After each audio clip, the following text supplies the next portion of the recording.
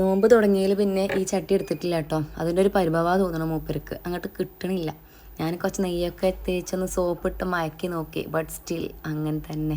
ദോശ ആയതുകൊണ്ട് ചൂടോടെ കഴിക്കാമല്ലോ വിചാരിച്ച് ഞാൻ ആ സമയത്ത് ആ പീക്ക് ടൈമിലാണ് കേട്ടോ ചൂടുന്നത്.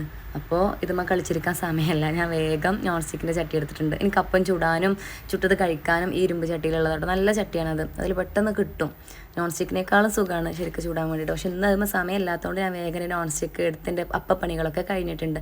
ഇന്ന് സ്കൂളിട്ട് മണർക്കാടൊക്കെ പോകാണ്ടായിരുന്നു, അതൊക്കെ പോയി ഗ്ലാമോറിൽ ഒന്ന് കയറി വീട്ടിലെത്തിയപ്പോഴത്തേന് നല്ല വൈകി, ഭയങ്കര ക്ഷീണമായിരുന്നു. അപ്പോൾ ഇന്ന് സിമ്പിളായിട്ടുള്ള ഒരു കടിയാണ് അപ്പവും ചട്നിയായിട്ടും എൻ്റെ നോമ്പറക്കാനുള്ള മെനു.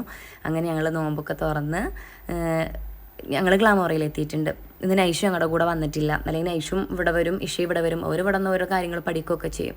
അങ്ങനെ ഇന്ന് നൈഷു വന്നിട്ടില്ല. ഇതാ മേമയും ചേച്ചിയും കൂടി നമ്മുടെ ഇവിടുത്തെ സുന്ദരികളുടെ ഡ്രസ്സൊക്കെ മാറ്റി അടിപൊളിയാക്കിയിട്ടുണ്ട് കേട്ടോ. പാർട്ടി വെയറും കോട്ടൺ ചുരിദാർ സെറ്റും ബിറ്റും വെസ്റ്റേണും കുറേ കളക്ഷൻസ് എത്തിയിട്ടുണ്ട്. മാക്സികളും ഷാളുകളൊക്കെ നല്ല രീതിയിൽ നല്ല കളക്ഷൻ എത്തിയിട്ടുണ്ട് കേട്ടോ. അപ്പോൾ എല്ലാവരും ഗ്ലാമോർ ഒന്ന് വിസിറ്റ് ചെയ്യണേ.